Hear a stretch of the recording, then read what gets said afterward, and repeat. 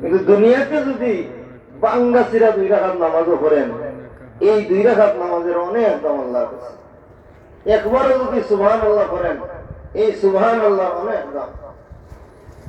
তো আমরা আমল করার কথা। ওয়াজ তো হাজার ওয়াজ শুনি, এখন ওয়াজের তো অভাব নাই, মোবাইলে লাগাইলেই ওয়াজ। কত যুক্তিবাদী, কত মানুষের ওয়াজ আমরা শুনি, কিন্তু আমল যদি করি না, এই ওয়াজ শুনি আর গুনার ভাগে দাঁড়াবো। কারণ একটা জিনিস জানিয়ে রাখবেন, আমি এক জিনিস জানি না, এটা বলা।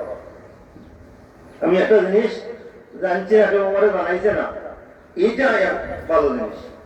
আল্লাহর কাছে আমি হয়তো মনে আল্লাহ আমি জানছি না, কিন্তু আপনি যখন উলামায়ে কেরামের মুখ থেকে শুনলেন, আপনি বিভিন্ন মাহফিলে গিয়ে শুনলেন, আপনি ক্যাসেট বাজাইয়ে শুনলেন, মোবাইলে শুনলেন, মাসলা মাসাইল জানলেন, তখন তো আপনার জানাই গেল কি।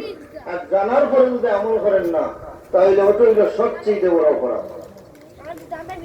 আমি জানছি না একবেলা, কিন্তু যখন আমি জানি দিয়েছি, এইটার তাকাজা হইল আমি জানার সাথে সাথে কি করতাম, আমল করতাম। তো আল্লাহ পাক রব্বুল আলামিন আমরা আমল করার তৌফিক দেন।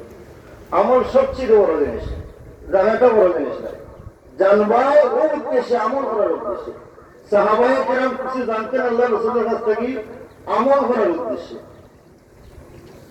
একটা জিনিস শুনছেন, সাথে সাথে সাহাবায়ে কেরাম আমল করতেন।